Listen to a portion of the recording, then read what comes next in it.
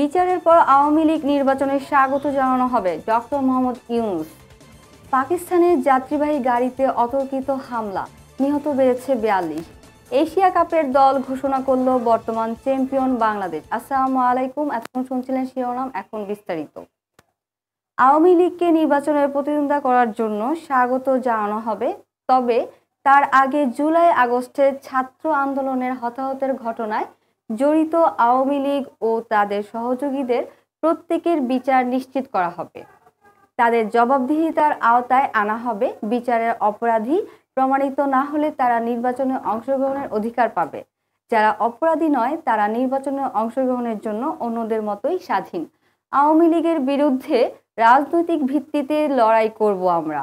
জুলাই আগস্টের গণ অভ্যুত্থানে নিহত ও আহতদের নিয়ে কথা বলার পাশাপাশি আওয়ামী লীগের নির্বাচনে ফেরা ইস্যু নিয়ে টাইমস ম্যাগাজিনকে দীর্ঘ এক সাক্ষাৎকারে অন্তর্বর্তী সরকারের প্রধান উপদেষ্টা ডক্টর মোহাম্মদ ইউনূস একথা বলেন।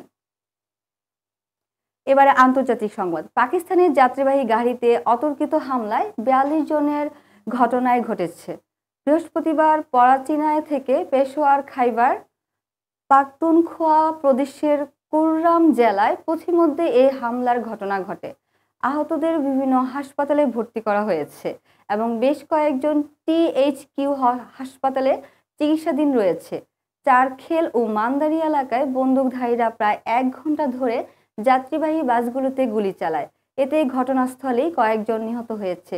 সশস্ত্র বন্দুকধারী পাহাড় থেকে গুলি বর্ষণ করে এ হামলা চালায়, তবে হামলার কারণ জানতে তদন্ত চলছে বলে নিশ্চিত করেছেন খাইবার পাখতুনখোয়ায় আইনমন্ত্রী আফতাব আলম। অন্যদিকে নিহতদের পরিবারের প্রতি গভীর শ্রদ্ধা ও এই হামলায় তীব্র নিন্দা জানিয়েছেন পাকিস্তানের প্রেসিডেন্ট আসিফ আলী জারদারি। চলতি মাসেই সংযুক্ত আরব আমিরাতে অনুষ্ঠিত হবে অনূর্ধ্ব-১৯ এশিয়া কাপ। টুর্নামেন্টকেই সামনে রেখে ১৪ সদস্যের দল ঘোষণা করেছে বাংলাদেশ ক্রিকেট বোর্ড BCB। সর্বশেষ অনূর্ধ্ব-১৯ এশিয়া কাপের ফাইনালে সংযুক্ত আরব আমিরাতকে হারিয়ে শিরোপা জিতেছে বাংলাদেশের যুবরা।